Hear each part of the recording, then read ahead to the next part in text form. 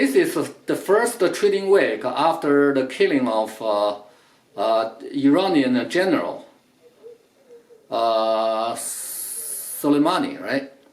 And over the weekend, it's natural that U.S. futures dropped relatively significantly.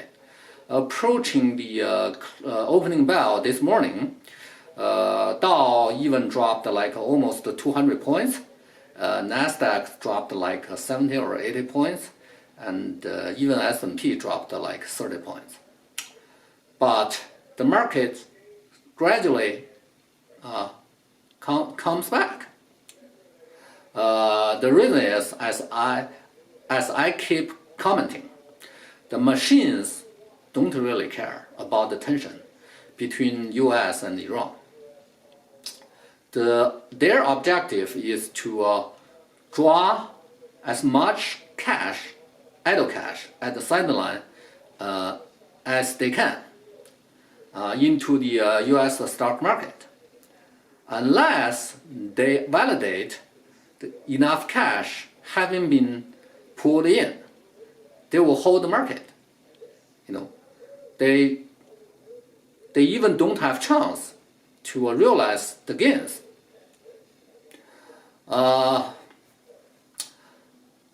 But the current dilemma, as far as I can tell, is the idle cash won't be pulled in as long as the investor and traders feel the current market situation being a trap, right? In this regard, the U.S. market has become a paradox. Under this circumstance, buying the overall market probably is not the best option. Finding out the undervalued or oversold individual stocks may be the safest way to making the profit, or at least containing the risks. One example I raised 1 week or 2 weeks ago,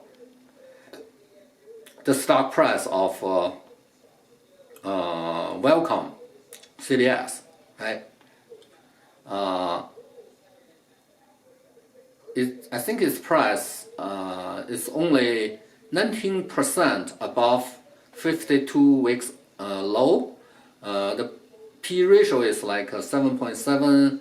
The dividend yield is 2.32. Institutional ownership is like 51%, with a lot of room to growing. Business-wise, the joint force will compete.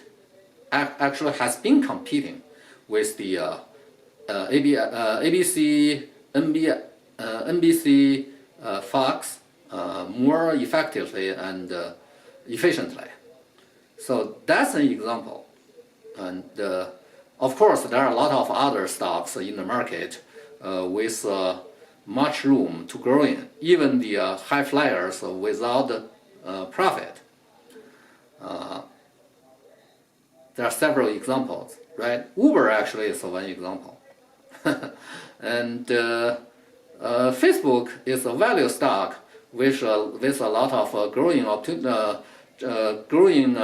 opportunities. And Amazon has at least 10% to run. So